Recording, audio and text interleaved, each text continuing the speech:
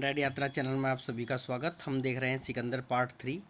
हम यहाँ तक पढ़ चुके थे कि घनानंद की सेना में हाथी ज़्यादा हैं।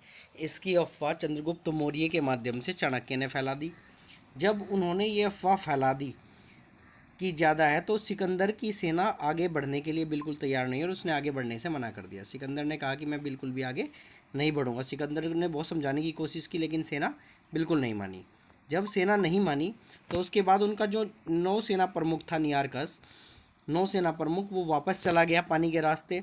लेकिन जो उनका सेलुकस निकेटर था थल सेना प्रमुख, वो बिल्कुल नहीं माना। वो किसी भी तरीके से अफवाह को नहीं मानता था। वो ये मानने के लिए तैयार ही नहीं हुआ कि यहाँ पर कुछ गलत है।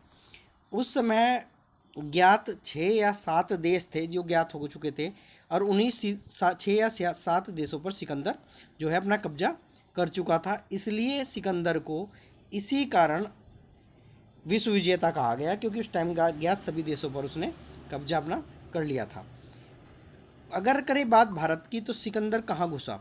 सिकंदर अखंड भारत में तो घुस गया था, लेकिन वास्तविक भारत में, जो आज का भारत है, उसमें वह घुसने में नाकामयाब रहा और नहीं पहुंच पाया।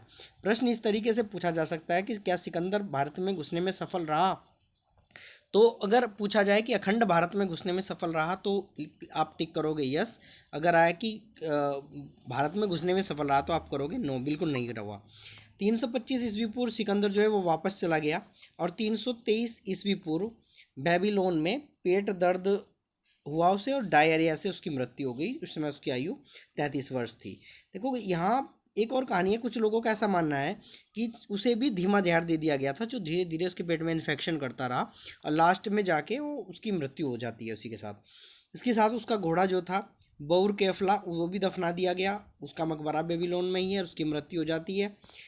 और इन सब से निपट कर, अब ये सारा काम खत्म हो गया, इन सब से निपट कर अब चाणक्य ने सोचा सिकंदर वापस चला गया है और उसका निपटाई दिया है। बाकी अब बचा केवल सेल्यूकस निकेटर, जो रुका हुआ था भारत में।